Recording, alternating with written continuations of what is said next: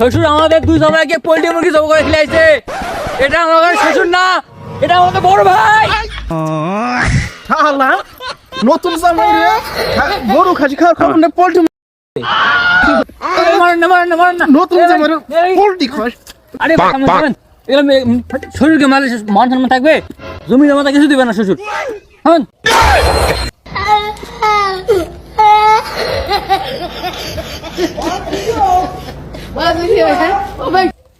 আব্বা হ্যাঁ করে জামাইরা তো পোল্ট্রি জব করে খিলাইলা, আজকে হাটে যায় কিন্তু গরু সুস্থ নিতে হবে।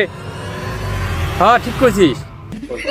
আরে জামাই তুমি কথা কও না কেন? এমনি মুখ বন্ধ করে হাঁটা যায় না, কিছু বলো তুমি। আব্বা আমরা তো আমার শ্বশুর, আমার সাথে কি কথা বলবো? আরে তুমি আমার বন্ধু তো ভাবতে পারো নাকি? কিরে বন্ধু একটা বিড়ি দে।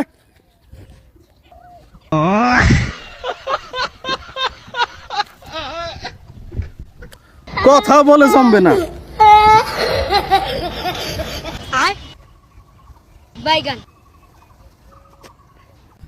আসসালামু আলাইকুম গাইস, সবাই কেমন আছেন? আশা করি সবাই ভালো আছেন।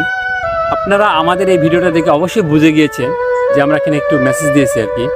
সো বড় ছোট কাদের সঙ্গে কীভাবে কথা বলতে হবে এবং সম্মানিত ব্যক্তির সাথে কীভাবে কথা বলতে হবে, মুরব্বীর সাথে কীভাবে কথা বলতে হবে আসলে আমাদের জানা উচিত। আর এই ভিডিওতে এটাই আমি বুঝাইছি যে মুরব্বীদের সাথে কীভাবে কথা বলতে হবে এবং জামাই শ্বশুরের সাথে কীভাবে কথা বলতে হবে। আসলে এইরকম ধরনের একটা কিছু ব্যাপার থাকে, সেটা আমরা অনেকেই জানি না। সো ভিডিওটা দেখে অবশ্যই আপনাদের ভালো লেগেছে।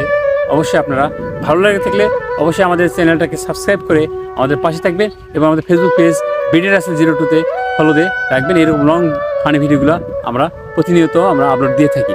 ধন্যবাদ সবাইকে, ভালো থাকবেন, সুস্থ থাকবেন, আল্লাহ হাফেজ। আরে বন্ধু হ্যাঁ ভিডিও তো অনেক করলাম, আরে ভিডিও তো এডিট করে সারা সময় পাচ্ছে না, অনেক ভিডিও জমা হয়ে গেছে, কি করব? এ বন্ধু আজকে ভিডিও তুই আজকে ছাড়বি, তাহলে ভিডিও নষ্ট হয়ে যাবে। হ্যাঁ ঠিক বলছিস। হ্যাঁ বন্ধু, যে গরম পড়ছে ভিডিও নষ্ট না হয়, যদি না ছাড়তে পারিস তাহলে ফ্রিজে রেখে দিবি।